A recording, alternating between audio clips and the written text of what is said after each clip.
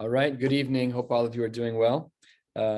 As we ended last night, we will begin today. Sometimes knowing what you don't know is also knowledge. Today, we're going to be speaking about the Maaseh Merkava and Maaseh Bereishis. These are things that, of course, even casually, we should be careful about the things we say that we know. The Gemara will tell a few stories about those who stepped out of bounds due to their brilliance. Actually, it wasn't people like us who are regular Joes who are just trying to get a grasp on these things. These are nearly impossible to understand. And dangerous to understand. We'll also see the parameters for who's even allowed to learn them. One of the things, and this was new to me, is that you're supposed to be 50. And in fact, there's a whole discussion in the Meforshim. This whole idea about learning Kabbalah when you're 40 is really not a very well-sourced idea, other than what the Mishnah says, which is Ben Arbaim Lebina.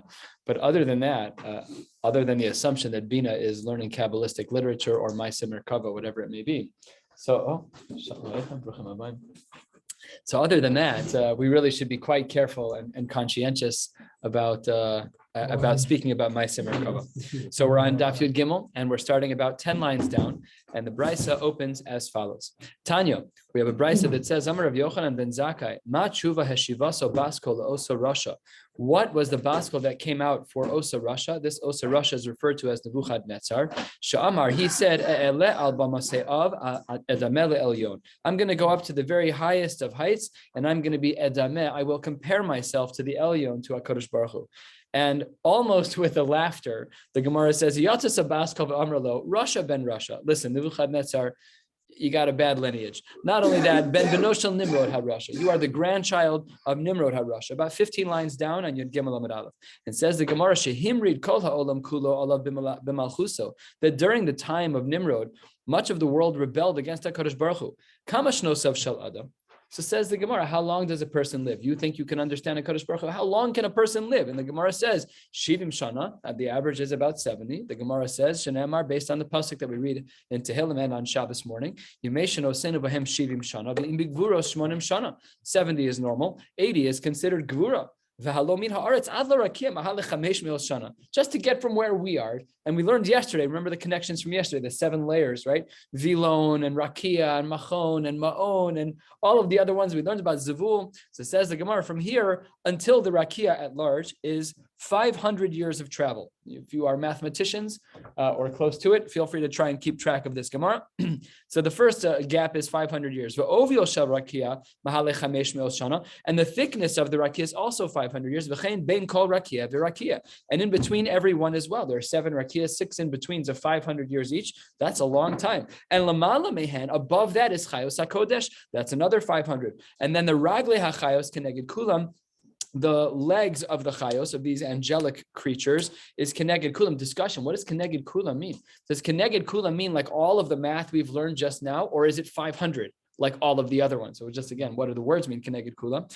And the Karsule HaChayos, just up to the ankles, that's Keneged Kulam. That's also 500 years. I'm just going to use that explanation, which is the common one here. Shoke HaChayos, the calves of the chayos are Keneged Kulan. Rechuve HaChayos, the middle of the leg is Keneged Kulan. That's why some Meforshim say that the chayos had legs not like ours. Our legs are broken up in 2 parts, calves and thighs. They had 3 portions. They had calves, Rechuve, and Yerach. They had 3 different sections. That's what some of the Meforshim say. Rechuve HaChayos Keneged Kulan is also Nacha 500 years. Yarche HaChayos, the thighs, Keneged Kulan, another 500 years. Gufe HaChayos Keneged Kulan, the torso, another 500 years. Savari HaChayos, just the next, is Keneged Kulan, another 500 years. Rosh HaChayos Keneged Kulan, that's 500 years. Karne HaChayos, they had horns on their head, another 500 years Keneged Kulan. And Lamala Mehen Kisei HaKavod. I said, Nebuchadnezzar's like, don't worry, I'm going to be like Hashem. What are you talking about? You're going to live 70 years, at most 80 years. What are we talking about? And then we're not even done yet. Kisei HaKavod, halfway down, you Gimel Amud Aleph. Kisei HaKavod Keneged Kulan there too. And Melech Kel Chai V'Kayim Ram Nisa Shochen Aleim. And Hashem is on top of all of that. Ve'ato Marta Elel B'Masei Av Adam El Elyon. The Gemara does the math, and some of the Meforshim added up. It's like 90,000 years or 90,000. It's a crazy time. It's just an unbelievable amount of years. And you're not even going to make barely 10% of one of the gaps in time between here. It's so, you're such a chutzpah, such a bal guy, but you know what the result's going to be for you, Nebuchadnezzar? Achel she'ol toreid al yarkisei bor. You're going down the other direction. You're not going upwards. You'll be heading downwards. So that's what the Gemara says. Our Mishnah had quoted a din v'lo b'merkava b'yachid. that one is not supposed to learn about the Merkava, the Maaseh Merkava, which is quoted in the first parak of Yechezkel. In the first parak of Yechezkel, there is a somewhat detailed view of what Yechezkel was able to see in this vision, in this Mara, in this vision of HaKadosh Baruch Hu. Now, we believe, and the Rambam writes this explicitly, that HaKadosh Baruch Hu ein lo guf, that there are no physical attributes. So one of the challenging pieces of the Maaseh Merkava is that he's giving attributes, and he says colors, and he says chashmal. He's like Yechezkel writes this in the Navi, so that's why it's very murky territory, and we need to be exceedingly careful about how we speak about it. So I'll translate whatever I'm able to translate, and I don't know the rest of it. So it's not like I'm leaving things out. It's just I don't know what I'm talking about. So it's different than tzimtzum. It's just I'm not knowledgeable on the topic. So it says the Gemara, Tani Reb Chia, Aval, yes, you cannot learn about Merkava b'yachid to teach it to one other person. Aval mosrin lo roshe prakim. You are allowed to give general guidelines. This is quoted in the Rambam in Hilchos Yisodei Torah, and Amar Reb Zera, ein mosrin roshe prakim ela la'ab bezdin. You can only give it to a person who's an ab bezdin, and ulechol misha libo doeg b'kirbo. And anyone who has that their heart is worried inside, it doesn't mean that they have anxiety or nervousness. It means that they're no longer youthful in that way, where they're being more nonchalant. There are those who say that this is really the same person. The ab bezdin and misha libo doeg is the same person. Who should libo doeg b'kirbo? Same person. We are at the last of the short lines. The Gemara says, Amar Rabbi Ami, and here the Gemara is going to give some parameters. Ein mosrin sisrei Torah el mishi yesh bo chamisha dvarim.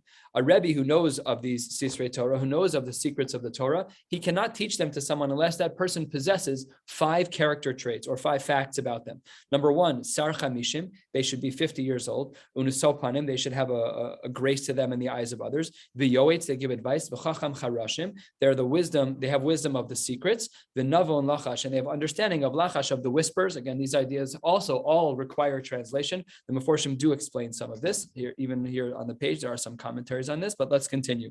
By the way, Rav Ami had one din. We're now going to take a parenthetical comment of Rav Ami. It's only being brought here because it is Rav Ami's Torah, but it's actually not about Maaseh Merkava. Second of the middle width lines, V'amar Rav Ami, ein mosrin divrei Torah le'oved kochavim.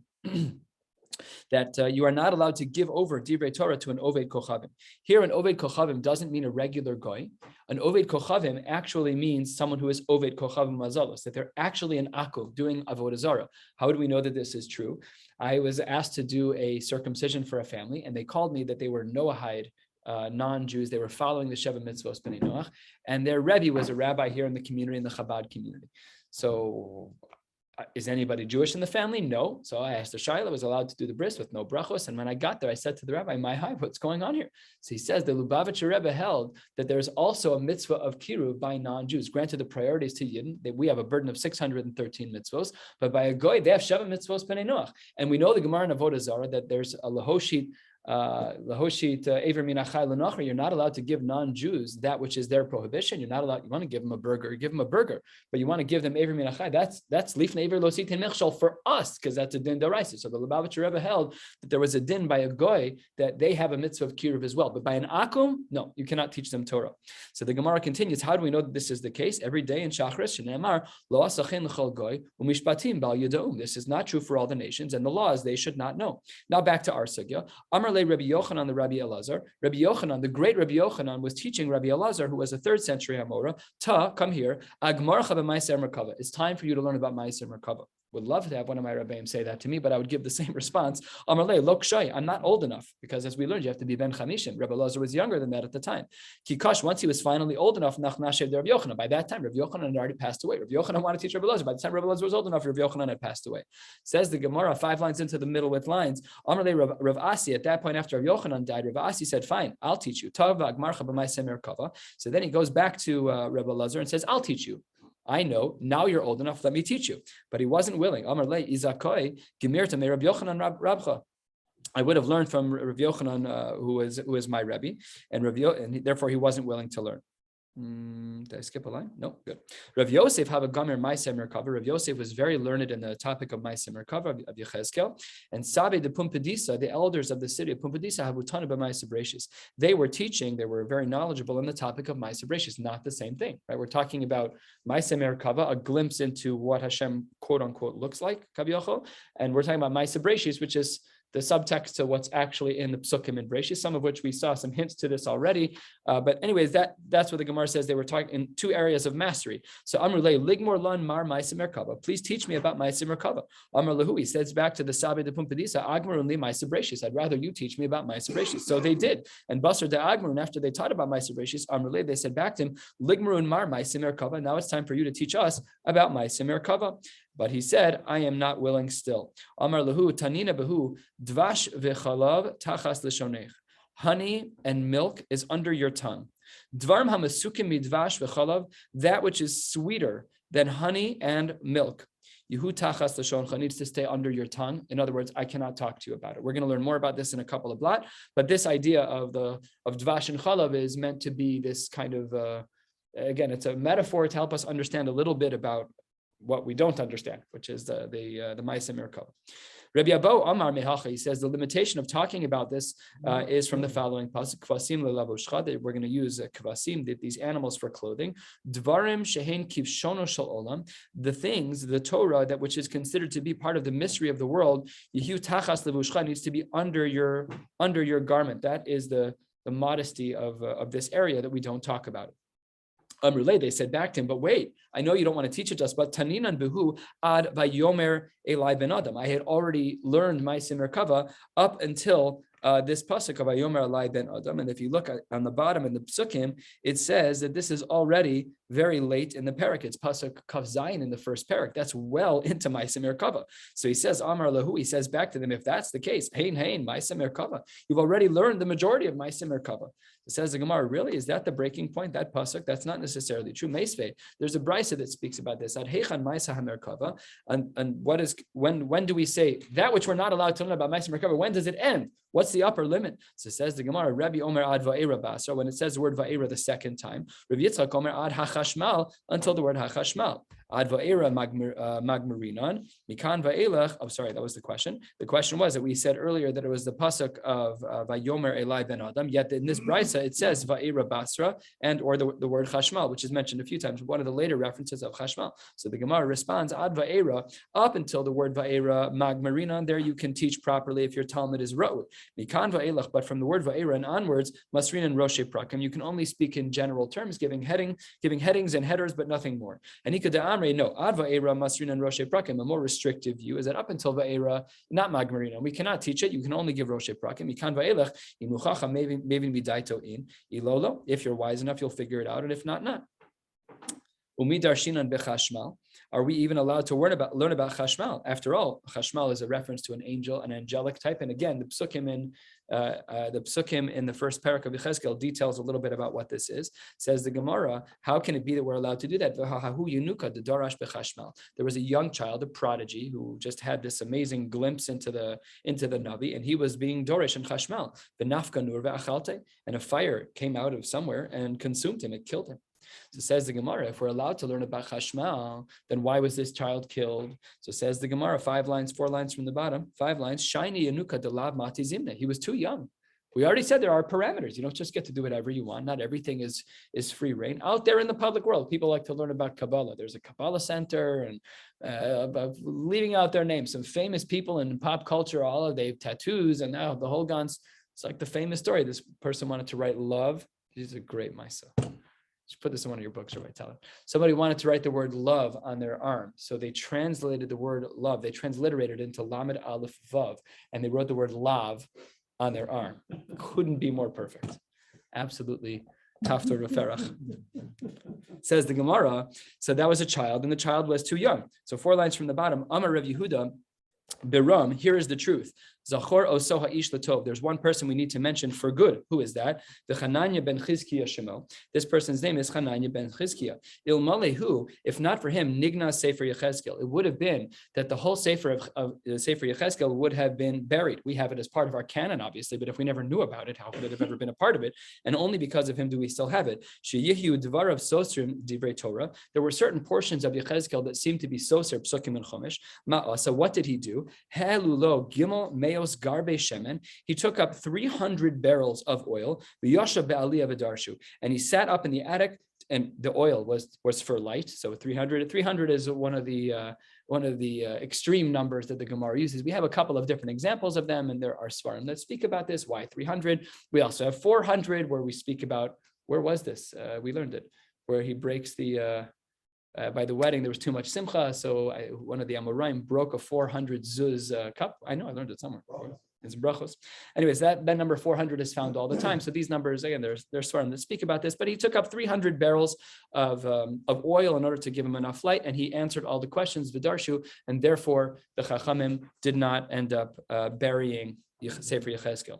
And Tanu Rabbanan Ma'aseh b'tinuk echad sheyakori bebeis Rabbo b'Sefer Yechezkel. There was a story of a young child. It says Tinuk, a young child who was reading Sefer Yechezkel in the home of his Rebbe, v'hayamevin b'chashmal, and he understood what was going on with the whole concept of a chashmal, with this type of angel. V'yatsa eish mechashmal b'seraftu. He got burnt. He got injured. Ubikshu ligno sefer Yechezkel. And because of this incident, they said, listen, it's just too dangerous. We got to bury it. So that then he said back, Amar Lahem, the same person, Chananya ben Chizkiya Shemo, Amar Lahem Chananya ben Chizkiya, Im ze chacham, hakol chacham imhein. Every child is like this. The kid's a prodigy. He's a fluke. How many kids are like that? That's not normal. There's all these articles. My child knows how to play piano by age 3. All the freaks of nature. They're not normal, and therefore we cannot use them as a parameter. That yachid, that 1% should not be the reason why we bury Sefer Yechezkel. So then, after all of this conversation about not talking about chashmal, says the Gemara, my chashmal.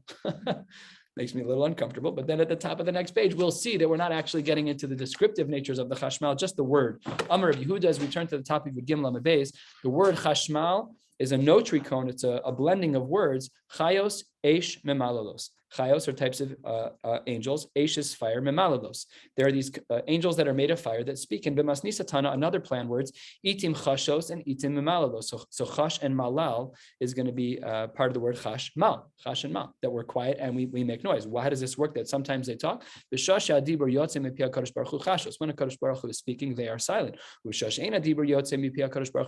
Then they speak. What does the pasuk in Ma'aseh Merkava mean when it says the hachayos, that these angels are ratzo v'shav kemara habazak, that they move back and forth like the appearance of lightning? My ratzo v'shav. What does it mean that they move back and forth? Amar Yehuda, or hayotzim mipi hakivshan, like a flame will kick up from an oven. You see that it comes up and then it instantly disappears. My kimara habazak. What does it mean that it's similar to lightning? Amar Rav Yossi bar Chanina keor hayotzim miben hacharasin. This is like light charasim with a mem. This is fire or light that comes out from between pieces of pottery. I guess there was a unique way that light would protrude from pottery, different than from a kivshan. That is what the Gemara means. Or I have no idea what it means, because it's talking about something that I'm not supposed to understand. What does the pasuk mean when it says va'ere, and I saw that there was a storm of wind coming from the tzafon? We will soon see that this is a reference to Bavel. Anan gadol, it was a large cloud. Ve'esh mis lakachas, there was a fire that flashed. V'noga lo saviv, and it made light around it. Umitocha ke'en hachashmal mitocha esh, and from within that fire, the chashmal that was there, it appeared within the fire. So says the Gemara, that storm, where did it go? Lahechan azal. Amar Yehuda Amar Rav shahalach lichboshes kol ha'olam kulo tachas Nebuchadnezzar harasha. We didn't want it to be that the Jews were going to be conquered by Bavel. We would rather them be conquered by Nebuchadnezzar. The kol kach lama. Why did a Kadosh Baruch Hu do this? Says the Gemara, about 12 lines down on Yud Gimel Amud Beis, shelo yomru umos ha'olam biyad uma shfela masar HaKadosh Baruch Hu es banav. It's pasnish that the Yidden should be conquered by Bavel. I'd rather them be conquered by Nebuchadnezzar. So that's what happened. That was the shifting of the tides. It had nothing to do with Nebuchadnezzar being Zocha per se. It had more to do with the fact that HaKadosh Baruch Hu was chas on Klal Yisrael, that they shouldn't be overtaken by Bavel, such a lowly people. Uma shvela. Amar HaKadosh Baruch Hu. And what is the backstory to this? Why is it that we were in this situation in the first place? The Gemara says, I'm the one who HaKadosh Baruch Hu was saying of himself that he's being a mishamish to the Ovdei Psilim. I'm giving the Jews over to Nebuchadnezzar. Terrible things. Says the Gemara, it's the fact that we strayed, that we've done something wrong. Third of the way down. What does the pasuk mean when it says Va'era hachayos v'inei ofan echad ba'aretz etzel hachayos? What does this pasuk mean? That Va'era, he says, and I saw the chayos v'hinei ofan echad ba'aretz. One was on the aretz etzel hachayos, and then Amar Rabbi Elazar malach echad shu omed ba'aretz v'rosh magia etzel hachayos, because this being had. It was a tall being. Shu omed ba'aretz. He stood on the ground. V'rosho magia etzel hachayos. Remember what we discussed on the previous summit about how many 500 years Again, so we're talking about a size, again, kaviyachol, we're not talking about anything physical in nature, but a grandeur, a greatness, that this was a very tall creature. B'masnisa tana sandalphon shemo, that this chaya was referred to as sandalphon. Hagavo mechavero, was taller than its counterparts. Mahale chamesh meos shana, that was 500 years taller. An interesting measure. Ve'omer achore hamerkava, and it stood behind the merkava, behind the chariot, and it was tying on crowns onto the kono, onto a Kadosh Baruch Hu, onto the Creator. Says the Gemara, Eini, that can't be. We don't actually know where HaKadosh Baruch Hu is. Baruch kavod Hashem imekamo. Hashem is blessed in His place. Nobody knows where Hashem is. It says the Gemara, you're absolutely right. We don't know where that is, and even this Chaya doesn't know where it is. But to Amar Shem, he would say Hashem's name, Ataga, on the crown, V'azal, and then that which he was being kosher on the Tagin would go up to a Kadosh Baruch Hu's crown, V'yasi Bereshe, and it would rest on Hashem. Said, but no, we don't actually know where it is. Then the Gemara says a very interesting historical insight. We always refer to the Maisim Merkava as it relates to Yechezkel, but 5 lines before the middle with lines, the Gemara says, Amar Rava, Kol Shero Yechezkel, Ra Yeshaya. No, it's not the only one. Yeshaya saw the same exact thing. So Lama Yechezkel Domer. Why is it that they had different experiences? So the Gemara says they didn't have different experiences, but one person was more descriptive than the other. Why was one person more descriptive than the other? So it says the Gemara, in regards to Yechezkel, what can he be compared to? The Ben Kfar Sheroas HaMelech. If you have a villager, he lives nowhere near the palace, nowhere near the castle, and then he sees the grandeur of the king, his eyes pick up on all of the details. He sees everything, and you're not going to miss a beat. But the person who sees the king all the time, what's Yeshaya similar to? He sees the king every few days. He comes out of the palace in his chariot. Okay, I know what he looks like. The first couple of times that you see him, you're like Yechezkel. The next 100 times you see him, you're not. You're like Yeshaya. So therefore, the Navi Yechezkel details it in such a unique way, because this was the first exposure, the first experience that Yechezkel had in order to get this glimpse into what, again, Kaviyachal, what Hashem looks like. Amar Reish Lakish, Mai Dechsiv Ashir Hashem Ki Ga'oga. What does the pasuk mean that we read in Az Yashir?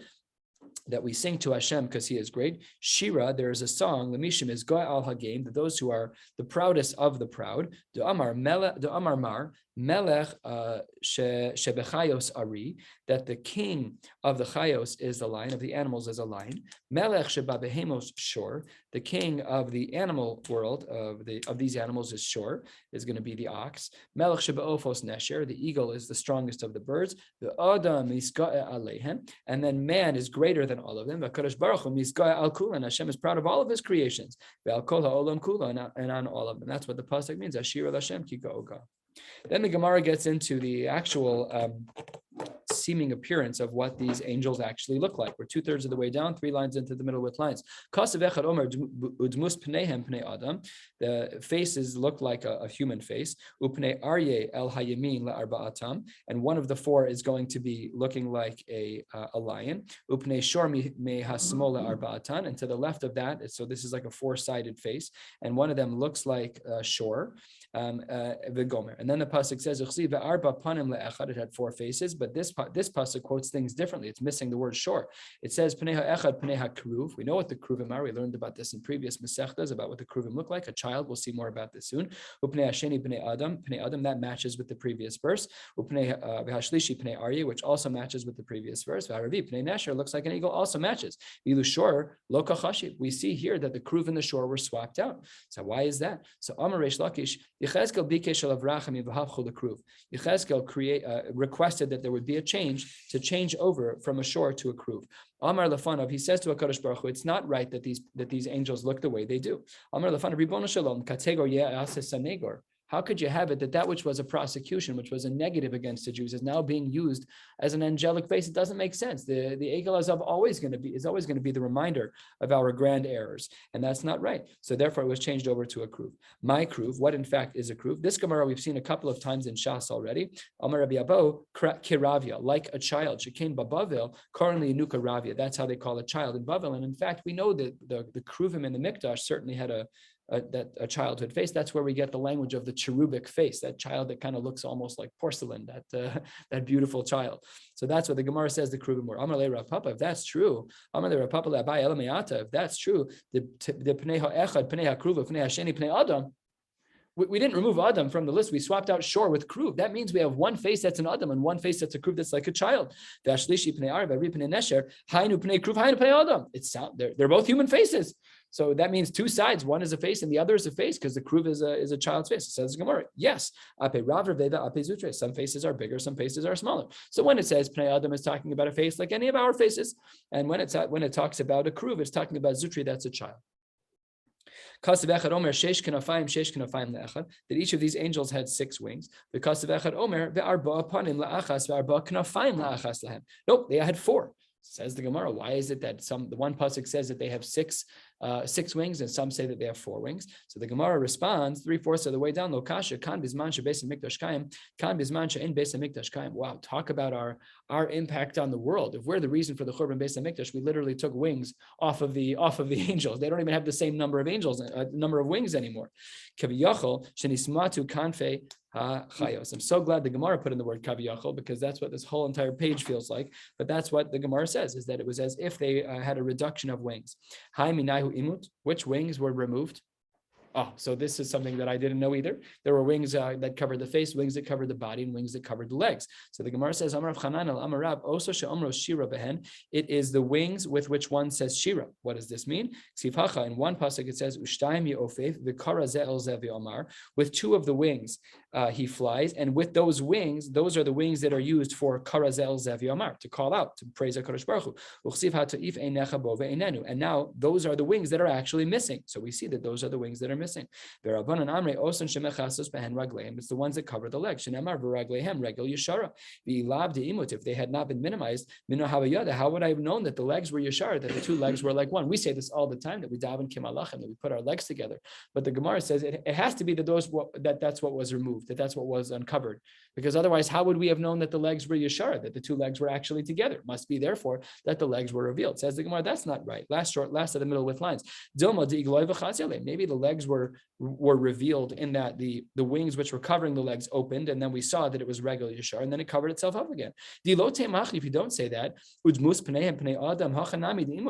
looking at the face of these angels. We've been talking about it for 10 lines. What is it? What do their faces look like? A Kiru, a shiur, a nesher. How else would we know? Obviously, it must be that the face was revealed. Those wings also fell off at the top. That's not correct. We know only 2 wings fell off. It must be that the reason we know what the face of the angels looked like through Yechezkel's lens was because the face was revealed, the wings had uncovered and recovered. Maybe we could say the same about the legs. That really says the Gemara, wait a second. What are we talking about here? I could understand a face. It's normal for a person to show their face in front of their Rebbe. But it's not right that the angels would have their legs revealed before HaKadosh Baruch Hu. You can't tell me that it's reasonable that they would uncover. I can understand the face. I got it. I understood. Therefore, that's probably not it. It must therefore be that it was actually the wings that covered the middle, and they sang Shira from the middle. Again, don't know what that means, but that's what the Gemara says. Next, Kasuv Echad Omer Elef Alfin Yisham Shune. There are Elef Alfin, many thousands that are Yisham Shune, that are serving Hashem. The Ribo Rivavan, and many myriads Kadmoha Yakum would stand in front of him. However, that's only one of the psukim which details how many thousands there were. The Kasav Echad Omer Hayesh Mispar Ligduda. Is there even a number of troops that surround the Kadosh Baruch Hu? So how do we answer this Tiram psukim? As we did before. Lo Kasha Kam Dizman Beis Hamikdash Kaim Kam Dizman She'en Beis Hamikdash Kaim Kaviyachol Shenismata Pamal Yishamala. It appears that the number of thousands were so low that we could actually count them. That's Bizman Churban Beis Hamikdash. But prior to that, in Pamal Yishamala, there were uncountable numbers of malachim, and that's what it means. That one pasuk, when it says that it's alfei alafin, thousands of thousands, but it's an actual measured number, so then that's only true b'zman churban beis hamikdash. And the Gemara continues and says, Tanya Rebbe Omer, 6 lines from the bottom of the page. We're going to wrap up to the top of the page, about 7 or 8 lines, and then we'll stop. Tanya Rebbe Omer Mishum Abba Yossi ben Dusai Elef Alfin Yisham Shune. As we quoted this before, we're going to give another approach. The exact number of 1,000 thousands Yisham Shune will serve you. That's Mispar Gdudechad. That number is only one troop. That's how many troops were in troop number 1. What about all the other troops? Very different answer than the other one. In the previous answer, we said it was limitless number of angels. And when the Beis Hamikdash was destroyed, it was a very fixed number because we could actually count them. The Brisa gives a totally different approach. There's no stiram psukim at all. One's referring to how many were in one troop. It was 1,000 thousands. But the number of Gedudim were never measured. It's an immeasurable number. The Rav Yirmiyah, he says, what we're talking about is those are the ones that were by Nahar Dinor, by the river of Dinor. Was this up here or down there? Don't know. Nahar Dinor, Nagad v'nafak min kadamoe, elef alfi nishamshune. That's what the previous part of the pasuk is, that from Nahar Dinor, that's where we have 1,000 thousands. The Ribe Revavan kadmoe yukamun. Mehecha nafik, where did the water come from? Mize asan shel chayos, from the sweat, from the perspiration of the chayos. Okay. Sorry, I just don't know. I don't. Shafich, where did it flow to? Amar Rav Zutra bar Tuvia Amar Rav al Rosh Rishoyim beGehenim, on the heads of the evil people in Gehenim. Shneimar Hine Saras Hashem Chema Yatzav V'Sar Mischolel al Rosh Rishoyim Yachol. So that's what it says. The storm from the chema, from the anger, yatza, it went out with sa'ar mischolel, and the storm it landed. Where did it land? Al rosh rishayim yachol. Yaakov amar al asher komto. It landed on those who were designated. We'll see what this means in a moment. Shneimar asher komto v'lo eis nahar yutzak yesodam. What is this talking about? Let's see the brisa. Last line of Yud Gimel Amud Beis. Tanya Amar Reb Shimon Achasi. Elu tishameos v'shivim ve'arba doros. There were 974 generations that shekomto, which we had set aside, where we had that they were destined to lihibaros, turning to the top of Yadal and Madal of Kodem shenivra ha'olam v'lo nivru. There were people in each of these generations who were supposed to be created but were not. Amar HaKadosh Baruch Hu v'shaslan b'chol dor v'dor, and placed these particular people in each of the generations throughout the history of the world. V'hein hein azei panim shebador. These are the people who are the brazen-faced people in the generation. So this is a very a little bit of a negative comment here. We're saying that these people are the bad ones. They're the azei panim. Then the Gemara says 3 lines down in Yudal and Aleph, Rav Nachman bar Yitzchak Amar no asher kom to livracha hu dichsiv. It's actually complementary. What does it mean? Elu talmidei chachamim shemekamtin atzman al divrei Torah ba'olam hazeh. These are the people who are mekamtin. What does mekamtin mean in this context? It means that they are giving up on their sleep, that they have to wake up early and stay up late. They're burning the candle at both ends to learn Talmud Torah. That's what they do ba'olam hazeh. Kadosh Baruch Hu megal lehem sod la'olam haba. These people who sacrifice their sleep in order to learn. So then they're going to be zoche to a gilu yisod in the next world. Again, don't know what that means. Shene'emar nahar yutzak yisodam, that from the river that is yutzak, that where the water is drawn, yisodam, that we will get the yisod, we'll get all of the sod from HaKadosh Baruch Hu. We're going to stop right here. I hope we all learned something. It's a reference to things that we should hopefully have access to. Maybe that's what we're going to learn in the next world. We'll see. Please God at 120. We'll stop right here and pick up tomorrow night. Wishing you all a beautiful night.